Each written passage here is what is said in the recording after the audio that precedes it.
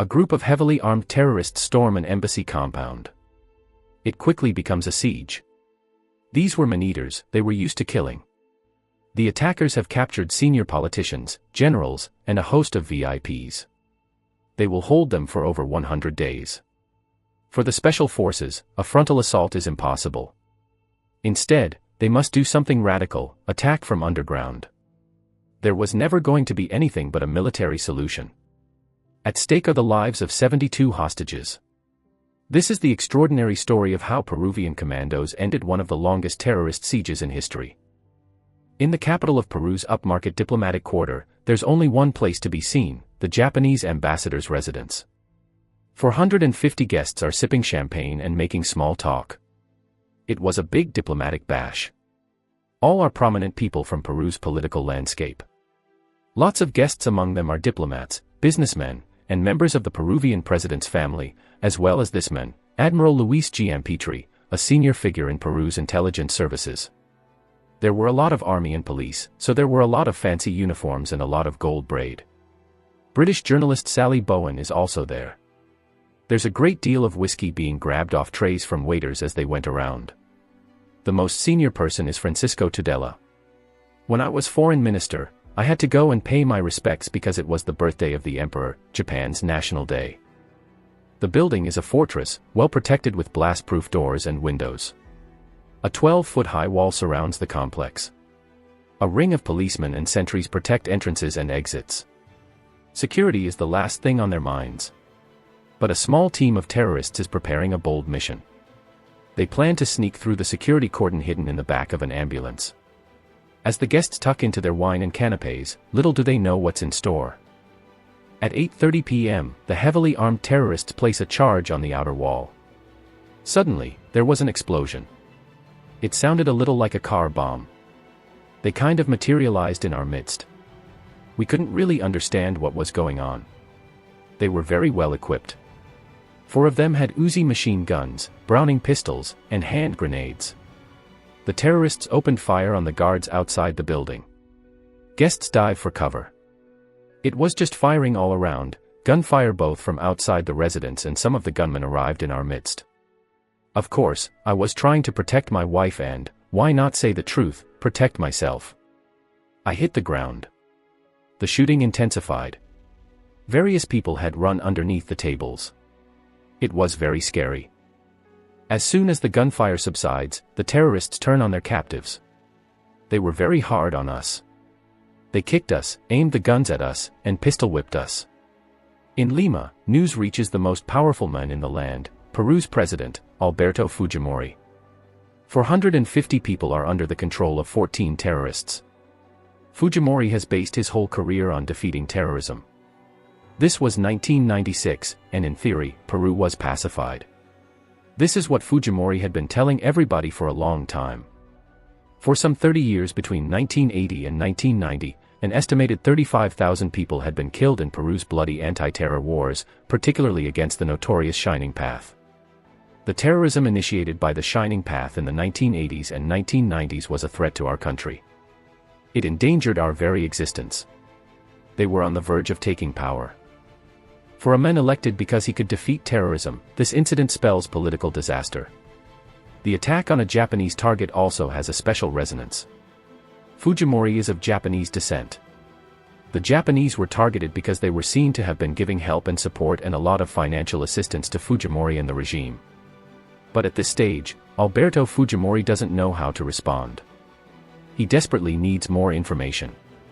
For a start, who are the terrorists, and what do they want? At the Japanese ambassador's residence, military hostages rip off their insignia and rank and desperately attempt to hide their identity. Outside, the authorities try to shoot their way in. Again, gunfire went on for 20 to 25 minutes. They lob in tear gas, but the rebels have come prepared. So they took out their gas masks and put them on, and they were fine. The tear gas subsides. The rebel with the megaphone started shouting that he wanted the Japanese ambassador to stand up and identify himself.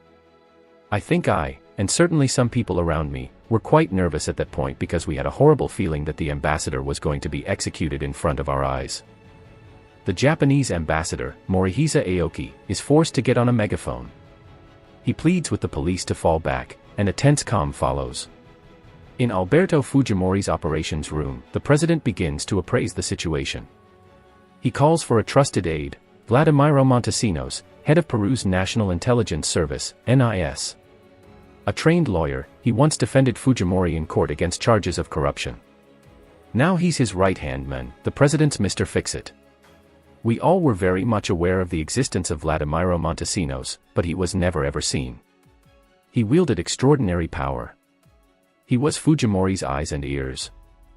Montesinos calls upon an elite counter-terrorist unit, the Peruvian Commandos. The Peruvian Commandos are always training for any threat to the nation. Close-quarter battle, intelligence gathering, and heli-borne assault are just some of their skills. Parachuting, amphibious warfare, mountain warfare, hostage rescue, storming buildings, as well as marksmanship. General José William Zapata and General Alberto Rodriguez soon receive a call from Montesinos. I was working in the 1st Special Forces Brigade. The television showed us what was happening at the Japanese ambassador's residence. We could see that there was a considerable problem. My reaction was to order my officers and men to get ready for action. Montesinos and the commandos begin to discuss the options. We rejected the possibility of an air attack using parachutists, hang gliders, or other forms of approach because we would lose the element of surprise. The secrecy that wasn't possible. Generals William Zapata and Rodriguez will have to find another way. Meanwhile, at the ambassador's residence, the rebels are digging in. They place booby traps in doorways and around the grounds. They turn the building into a fortress. Only now do they reveal their identities. One of the rebels who was quite close to me picked up a loudhailer and shouted, "Keep your heads down or they'll be blown off." This is the MRTA, the Tupac Amaru Revolutionary Movement. A hardline communist group infamous in Peru. The MRTA was specialized in kidnapping. They were ruthless and had killed a lot of people. They kidnapped several businessmen to extort money from their families. They also carried out assassinations. The terrorist commanding the raid is also the group's leader, Nestor Chirpa Cardellini. Born in Lima in the 1950s, Chirpa is a former political radical who has taken up arms. He was a psychopath. He was a very bloodthirsty guy. Chirpa's hope is that seizing the hostages will bring the movement publicity. He identifies the English journalist Sally Bowen as someone who could be useful to him. He was very calm and collected. He was in a small study off the hallway of the residence. We asked him what he was about, what he was doing this for, and he immediately came out with the demand that MRTA political prisoners had to be freed. Chirpa demands the release of 400 political prisoners, including his own lover, and he demands a great deal of money. They asked for a ransom of $6 million and the wholesale change of the country's economic model. They were blackmailing the government. Chirpa also wants to meet the president. If his demands aren't met, he'll kill hostages. The first person in his sights is Foreign Minister Francisco Tudela. The leader told me that they were going to kill me the next day at 12 o'clock. Tudela has just 14 hours to live. I told my wife, "I'm a dead man." And she said, "Don't talk nonsense." But I said, "Yes, the odds are against me." I was a major target for the terrorists. Luckily, one of the hostages steps in, Michel Minig, a negotiator from the Red Cross with experience in various war zones. I think he probably felt that the ambassador might need some support. I was very relieved to see Michel Minig get up very quickly. Minig persuades the captors to release some hostages. I think he did an amazing job that night. Michel made it clear to Chirpa, the rebel commander, that he would do his cause a lot of good if he broadly respected the rules of warfare. Minig secures the release of the waiters and then the women and children. In all, 170 people are released, among them the wife of Foreign Minister Francisco Tudela. She didn't want to leave me, and I said, "You have to go. Think of the children." I had small children at the time, and so she reluctantly left the room. But it was very emotional. It was very difficult. Sally Bowen is also one of those released. We shook hands, and then he said, "Good evening."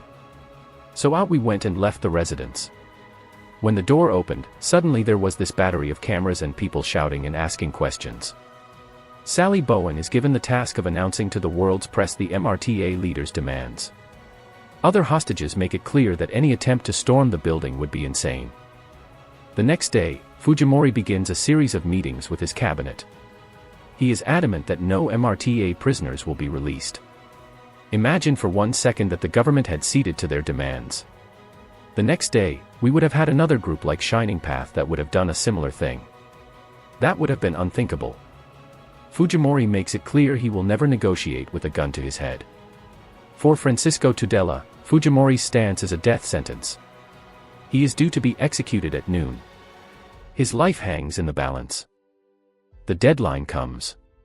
Chirpa does nothing, but he warns Tudela that he is living on borrowed time. He said to me, "You know, Foreign Minister, I admire your work, but I have to kill you." In fact, a few hours later, 4 more hostages are released by Chirpa, all of them diplomats. Meanwhile, preparations to retake the ambassador's residence are continuing. Thanks to the released hostages, the commandos are getting valuable intelligence. They learn of the enemy's strength and positions. We knew there were 14 terrorists, that they had all come in with heavy weapons. They had rocket-propelled grenades. They had prepared for this operation, and they knew exactly what to bring. They study a scale model of the complex, looking for a way in. A frontal attack is out of the question. The only way forward is to do something truly radical, approaching from underground. Operation Chavín is born. The name refers to a Peruvian archaeological site known for its network of tunnels. The plan is to dig into the compound at a depth of 3 meters. Nothing like this has ever been attempted before. The main tunnel will be 20 meters long, with other tunnels feeding outwards. It will take at least a month to dig from the nearby buildings to reach the objective. They can't use heavy machinery, as the sound could tip off the terrorists. The largest tool will be electric pickaxes. Over the coming days, the operation begins. For now, though, Chirpa Cardellini seems to be enjoying himself. In late December, as a gesture of seasonal goodwill, he releases more people, 225 in all, in the hope of grabbing the headlines. For a long time, one felt that the guerrillas were winning the propaganda war. They seemed to be more open and ready to talk than the Peruvian government. There was absolute hermetic silence from the Peruvian government. While the authorities keep their cards close to their chest, the terrorists revel in all their newfound fame. They had a very good sense for publicity. They knew that photographers and camera people needed images. The MRTA would hang banners out of the window periodically as part of the propaganda war. 15 days into the siege, on New Year's Day 1997, the MRTA pulls off an astonishing propaganda coup.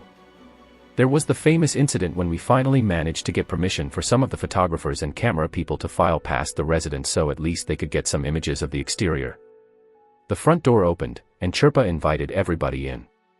So they all went in and had their opportunities with the guerrillas. I spoke to the foreign press when they came into the embassy on New Year's Day. He tried to set this idea that they were fair combatants, that they were guerrillas that respected the Geneva Conventions. Despite appearing to be reasonable, the siege drags on. For those unlucky enough to remain inside, life settles into a strange routine. Mostly, boredom is the biggest enemy. Hostages take turns to give talks on different subjects. Some run the corridors to keep fit. Others do chores like cleaning. First comes surprise, fear, anguish, and anger. But then there comes a moment when you start to assimilate it all, and you learn to live with it. And all you want is for it to end one way or the other. At night, the hostages have to sleep on the floor. It is cold, cramped, and hard to sleep in this way. We found it hard to get used to it. For Admiral Giampetri, nighttime is a chance to reflect. It was a chance to be alone with your thoughts. There was silence. You could reconstruct the events of the day. Occasionally, the terrorists show their true colors. Something Francisco Tudela experiences. You had 2 terrorists by your side pointing their guns at your head. They pulled the trigger. You hear click, the empty chamber. And that's a moment in which you have a mixture of fear and relief. For weeks 72 hostages remain inside. But with none of Chirpa's demands met, the siege is stuck in stalemate. For the terrorist leader, the lack of progress is unsettling. The stress starts to get to him. Chirpa had sharp changes in his mood. He became overexcited and violent, and then after a few hours, he would lie down and sleep. Then he would wake up and feel anguish, put his hands in his face, go to a window to breathe, and then the cycle would begin again, and he would become violent once more. It is also a troubling time for President Alberto Fujimori. Outwardly, he too seems to be making little progress. So he tries something new. Troop carriers and heavy guns are brought in, and loud music is played around the embassy. It's a well-known trick of psychological warfare designed to shred the nerves of those inside. This was one of the greatest tortures for us. The noise was extraordinary. We couldn't talk amongst ourselves because the noise was so loud. But all this has a reason, to conceal the digging. Loud music was played with the aim of distracting the terrorists. When we were nearby, we made noise, put music on, so they couldn't hear the work that was going on underground. As a further distraction, Fujimori seems to be stepping up the action on the diplomatic front. There was Fujimori dashing off on missions to negotiate possible asylum. His team of negotiators liaises daily with the hostage takers. Without doubt, none of us wanted a military operation.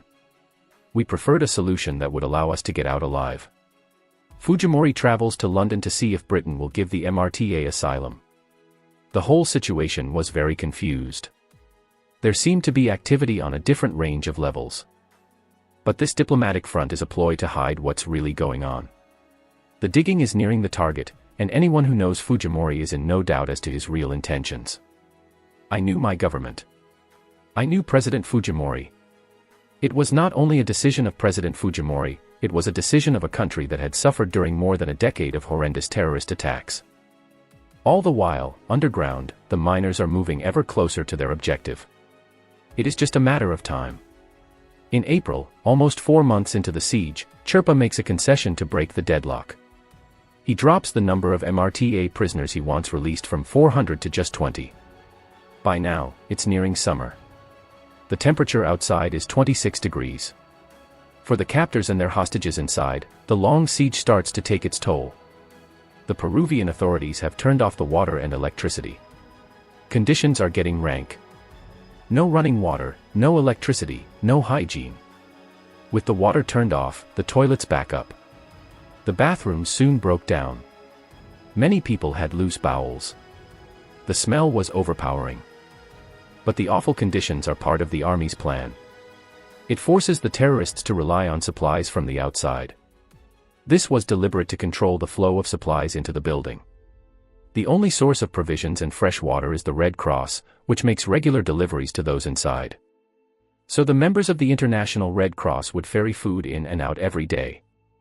They went in and out of the residence on a daily basis. What nobody knows, not even the Red Cross, is that the aid packages contain something else. The authorities have hidden high-tech gadgetry in the deliveries, and they are intended for one man, Admiral Luis Giampetri.